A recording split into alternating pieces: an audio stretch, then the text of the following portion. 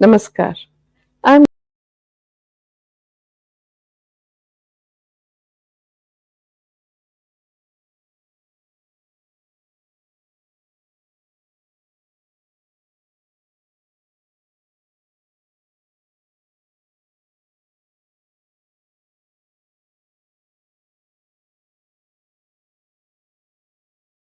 life. In his profession as a lawyer for the nationalist cause, as a politician, and as a sound Democrat whose solidarity and skill were undoubted and inspired loyalty. Sardar Patel's strength lay in practical determination and judgment. His programs of action were not hypothetical but administrative and executive. Sardar Patel's regional roots showed that his style of leadership remained significant during the long period of non cooperation and still had considerable value in resolving significant political problems in contemporary India. He possessed a very independent and discerning mind, which could stand up to the colonial officials. As a lawyer, he could make shrewd judgment about the court, and he had a great legal skill in understanding where the opponent's case was defective. The most famous trait of leadership concerns overt events, when he had been influential and effective in getting things done. His contribution resided in action, not so much in speech making, either in small personal face to face situations or in the larger scene of practical politics. He was a far sighted, sensible, and a decisive leader who knew how to deliver important projects. He had the practical wisdom of knowing what was possible to achieve. Sardar Patel's pioneering leadership clearly embodied Indian culture. Sardar Patel's origin was humble, yet he grew into a great Indian, the unifier and consolidator of a vast country that faced many challenges for integration on the eve of independence. He was a man of common sense, of few words, but they were words of wisdom, and his loyalty to Mahatma Gandhi was unquestionable. He had definitive views, had a wit all his own, and could delight people with laughter through his sharp wit. He made up his mind instantly and adhered to the decision, though he was open to conviction and change. He had a genius for details, and no detail was irrelevant to him. The mere presence of this Iron Man of India displayed an air of strength, confidence, determination, and faith. His concern was always to stress and share the civic basis of Swaraj or self rule. To benefit the poor and downtrodden, he had said, and I quote, "Humility is essential. I am pained whenever I find it lacking. Our proper place is not at the vantage point of power, but at the vantage point of service." Unquote. Sardar Patel's legacy is associated with the unity and integrity of India. His crucial role in integrating the princely states and in furthering national unity in the aftermath of India's independence. His negotiation skills, precisions, firmness, and administrative efficiency facilitated to achieve this remarkable feat. Equally, he stands out as the first major leader of the independence movement who came from a rural background, whose leadership in the various satyagraha and non-violent civil disobedience movements is remarkable. His inclusive approach was focused with laser like intensity on the essentials and the goal that had to be achieved. He undertook all the actions with total dedication, with no halfway measures. Sardar Patel's characteristic strength, resolve, wisdom, vision, nationalism helped in enabling India to achieve progress in its stature and growth from poverty to prosperity as a robust nation. He achieved this because of his mastery of personal leadership and institutional management. He was born on October 31st, 1876, in Nadia district in Gujarat state in India, in a Patidar family who were landowners. Patidars are known for rallying closely against outsiders, respecting their seniors, and individual reverence to the extended family, along with a sense of equality. He instinctively acquired all these traits. From his mother, Sardar Patel imbibed the motherly instincts of spirit of service. Also, a taste for cleanliness and orderliness he observed throughout his life.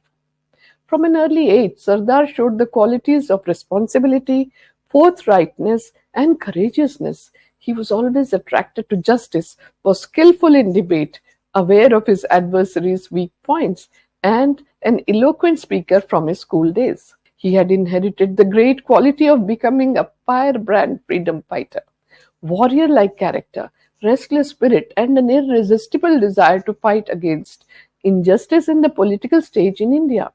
He had the power of persistence and capacity to bear hardships, fearlessness, bold temperament, along with a strong and stout build.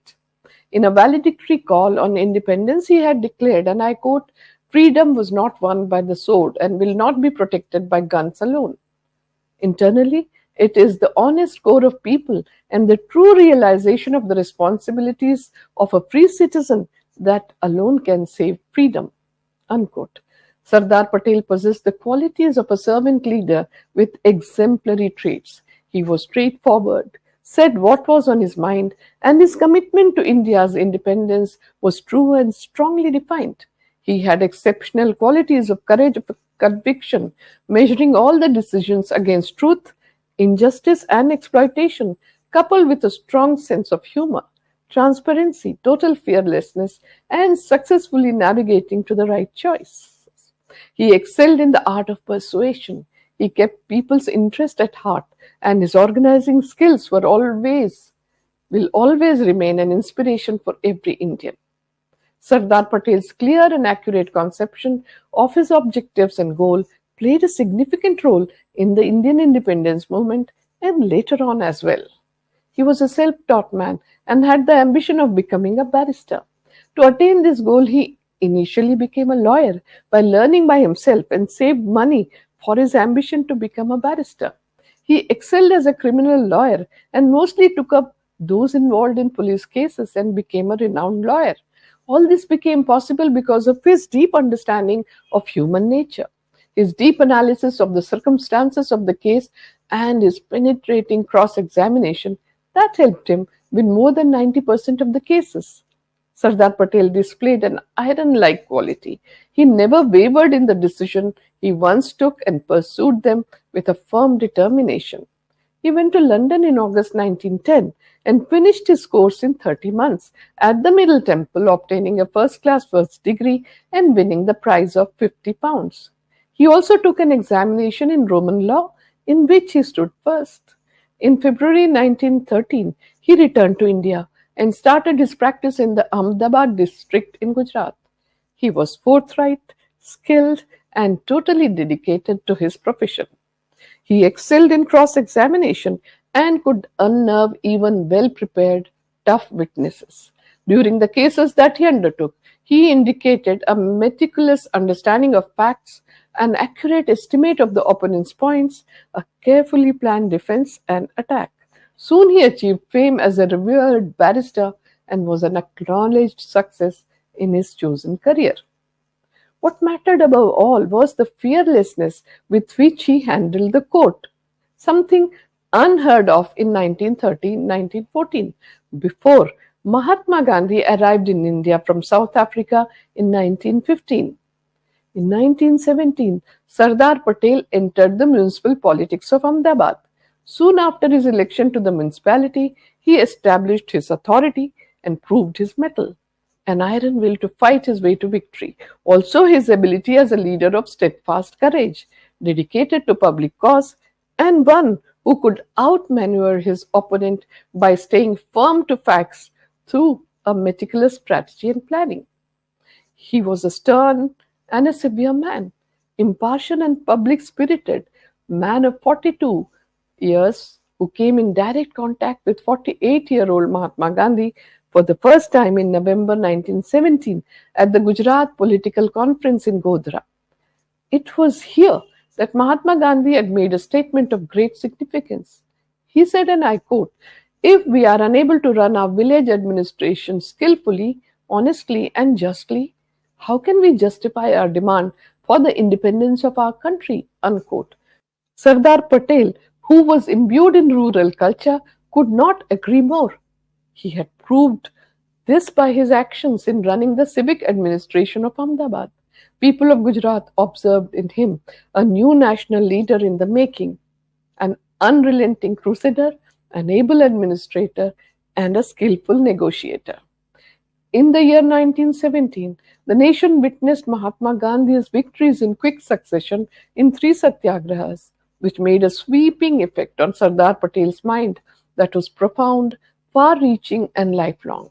It moved a mind that was resolute, analytical, and governed by reason. Mahatma Gandhi had translated the political mantra given by Lokmanya Tilak, and I quote, "Freedom is my birthright, and I will take it at any cost." Unquote. Gandhiji translated that mantra into action to turn it into a reality by carrying it to India's teeming millions in her villages. In 1917, Champaran Satyagraha in Bihar, it was the great surge of thousands of indigo cultivators rising to Gandhiji's call. Gandhiji emerged as a great leader of the oppressed peasantry. Champaran Satyagraha had a sweeping effect on Sardar Patel's mind, an effect that was deep, far reaching, and lifelong. It moved a mind that was resolute and analytical, a mind not influenced by sentiment but governed by reason.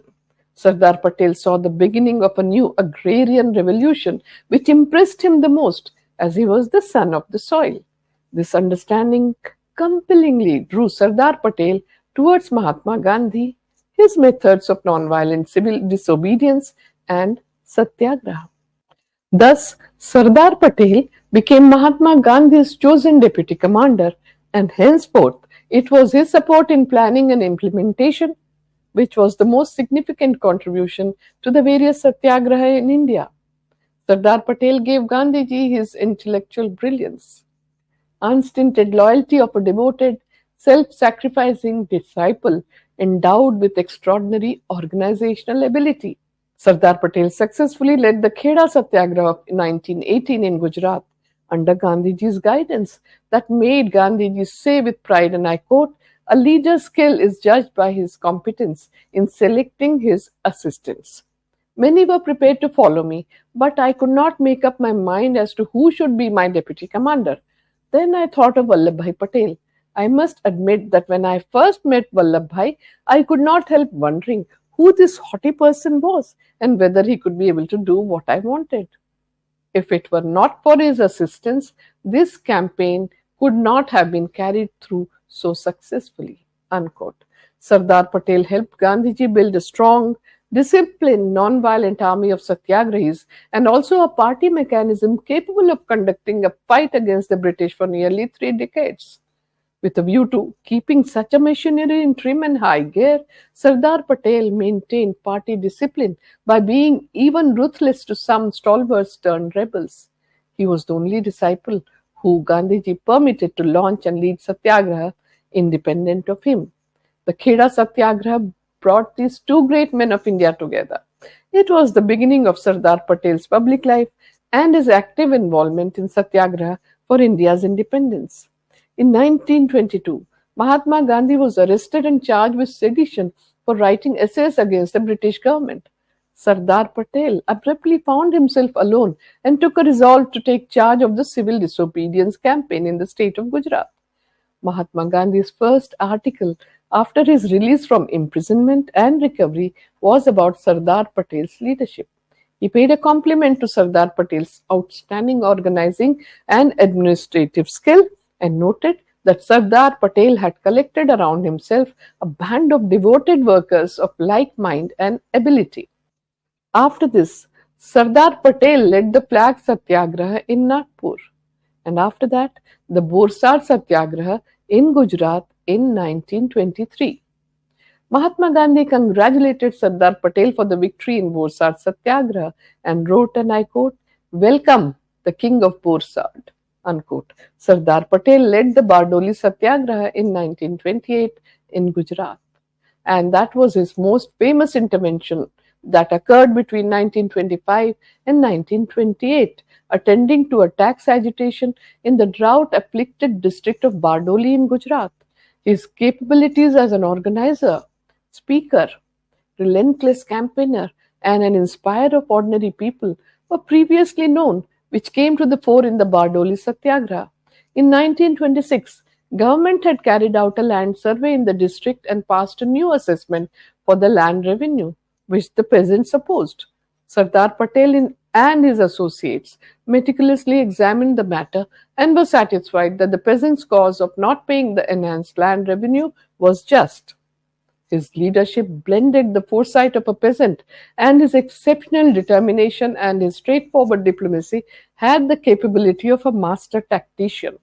He united villages and towns, brought about monetary and moral support from all over Gujarat for the farmers' agitation.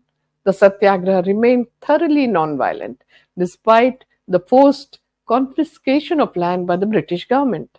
The Satyagraha in Bardoli transformed the mood of despondence in the country, and it gave the Indians fresh determination. It gave the peasants new confidence. The soldiers of this Satyagraha were about 80,000 villagers of Bardoli district. Their leader was Sardar Patel. He was given the name of Sardar, or the chief, by a village woman called Meetiben during the struggle, and the whole nation accepted this title from then on. He substantially contributed to the Salt Satyagraha led by Mahatma Gandhi in 1930. Going up to the Dandi seashore was Sardar Patel's choice, and so were the leaders of the Salt March. They were his most trusted lieutenants since his earlier Satyagraha. The march was historical in its fulfillment of Gandhiji's promise to launch a campaign in protest against the British refusal to comply with the Complete Independence Resolution passed in 1929. While yet Gandhiji was making preparations, Sardar Patel went before Gandhiji to prepare the villagers for the coming ordeal. He was moving in advance as Gandhiji's forerunner when he was arrested, sentenced to 3 months imprisonment, and lodged at Sabarmati jail in Ahmedabad. Sardar Patel had understood that the authority of even the most oppressive government ultimately comes from the consent of the governed, and if the people turn their backs on the authorities, it will be powerless. These satyagrahas inspired millions of Indians to take part in the independence struggle. These satyagrahas led by Sardar Patel were an admirable lesson in the method of voluntary self-suffering to oppose the brute force of the government and brought people closer to Swaraj as it accomplished people's participation on an unprecedented scale. Sardar Patel was the leader. He was adored by people for his never-ending spirit, great conflict resolution skills, dedication to work, loyalty to the country, always adapting to the group and maintaining balance. His role in the Quit India movement in 1942 was matchless. In the meeting of August 8th in Bombay, the mood of the nation was best captured in the speech given by Gandhiji's closest associate, Sardar Vallabhbhai Patel. Each sentence inspired people to struggle, demolish the charges made by the opponents, and yet it had the discipline of a satyagrahi soldier. In his speech, Sardar Patel said, and I quote, "We are starting last struggle for independence, so some persons threaten us and say that if we start the struggle, we will invite trouble. Some advise that we will be hampering war efforts. We have answers to all these threats and advice. Our weapon is non-violence. That weapon has enhanced our prestige since the last 25 years. Your act should be non-violent. The eyes of the world are fixed on us, and so everybody amongst us has to show to the world what and where India is. There is no other way. We want to be independent. We won't tolerate our slavery even for a moment." Unquote. Most of his speeches had a personal appeal and interest. Sardar Patel knew who he was speaking to and rhetorically sought to ensure that common purpose were achieved. His identification was more importantly a matter of actions than of words. Indeed, he was known as the silent leader of Indian independence. In the post-independent India, Sardar Patel emerged as an astute leader and an insightful statesman, acknowledged as the Iron Man and the unifier of modern India. As a nation builder, his unrelenting efforts towards the unity of the country brought success. A man of iron will and absolute fearlessness, he integrated princely Indian states into the Indian Union. He is one of the prestigious leaders of the world who became immortal by uniting a scattered nation without any bloodshed. He took over as the nascent nation's deputy prime minister, and the Home Minister at a very crucial juncture in history, and devoted himself wholeheartedly to ensure that the country, which was already partitioned, remained intact and united. The impact of Mahatma Gandhi's personality on Sardar Patel was tremendous, which gave him a new mission in life. He may be regarded as an epitome, as a man who expressed the national consensus in practice, who symbolized and enacted Indian values. He was also known for his composure and determination to uphold law and order throughout the country. He judged people instantly and had the courage to reprimand the erring. Sardar Patel did so judiciously, though treating everyone with the same yardstick, and his helping hand reached high and low alike. The last British Viceroy of India, Lord Mountbatten, wrote on 19 June 1948, before his departure from India, about Sardar Patel's leadership, and I quote, "There is no doubt that by far the most important achievement of the present government is the unification of the states into Dominion of India. Had you failed in this, the result would have been disastrous." He further added, "No one has given you adequate recognition of the miracle which you and your faithful VP Menon have produced. Nothing has added to the prestige of the present government than what you have followed with the states." Unquote.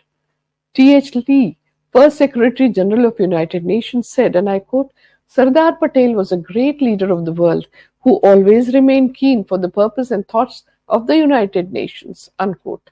Time magazine called Sardar Patel as the boss on 27 January 1947. The Time magazine cover story underlined Sardar Patel's reputation overseas as one who had the unique ability to solve what appeared to be nascent India's difficult problem. As an administrator, Sardar Patel was a class by himself. His democratic spirit gave his officers the full freedom to express their views without fear or restraint. His greatness as an administrator was born of his personal qualities. His light-heartedness and humor would help others reach decisions with composure. He was also known as having a photographic memory and always stood by his officers. The administrator in him was conscious of others' status. He had an immense capacity for listening and listening patiently and carefully before he made up his mind. And thereafter, he was like a rock as he moved inflexibly into action. Sardar Patel's life is an inspiration for everyone, and the nation gratefully remembers his tremendous selfless contribution as he devoted himself to his various tasks till the end of his life.